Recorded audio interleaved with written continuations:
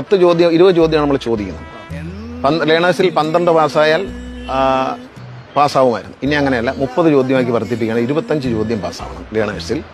പിന്നെ ഡ്രൈവിംഗ് വണ്ടി പാർക്ക് ചെയ്യാനുള്ള ബോക്സ് ഒക്കെ വരച്ചു കൊടുക്കും. അതിൽ റിവേഴ്സിലും മുന്നോട്ടും പുറമോട്ടും കയറ്റി പാർക്ക് ചെയ്യാനുള്ള എല്ലാ സംവിധാനം. പിന്നെ മുന്നോട്ട് വളഞ്ഞു പോകാനുള്ള വഴി, തിരിച്ച് റിവേഴ്സിൽ അതുപോലെ വരിക, അല്ലെ എച്ചൊന്നും അല്ല. പിന്നെ റോഡിൽ ഓടിച്ച് കാണിക്കണം.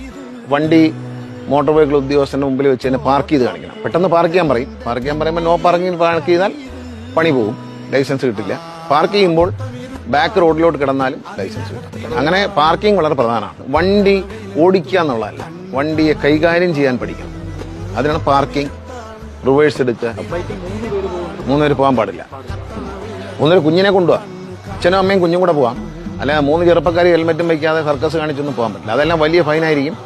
അതിന്റെ രക്ഷകർത്താക്കളെയും ഫൈൻ അടിക്കും. കൊച്ചുകുട്ടികളൊക്കെ ആണെങ്കിൽ വലിയ നല്ല ഫൈനായിരിക്കും. വണ്ടിയൊന്നും പെട്ടെന്ന് വിട്ടുകൊടുക്കില്ല. കോടതിയിൽ നിന്നൊക്കെ വണ്ടി എടുക്കേണ്ടി വരും. നമ്മുടെ സമയമെടുക്കും. ലൈസൻസ് ഇല്ലാത്തൊരു വണ്ടി ഓടിച്ചാലും പിടിക്കും. അതുപോലെ തന്നെ ഈ നമ്പർ പ്ലേറ്റ് വിസിബിൾ ആയിരിക്കണം.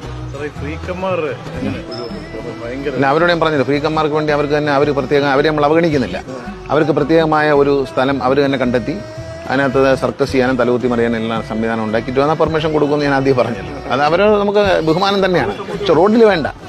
അവർ ചെയ്യുന്ന അഭ്യാസങ്ങളൊക്കെ അവരെ കഴിവ് തന്നെയായിരിക്കാം. പക്ഷേ റോഡിൽ വേണ്ട എന്നുള്ളത്.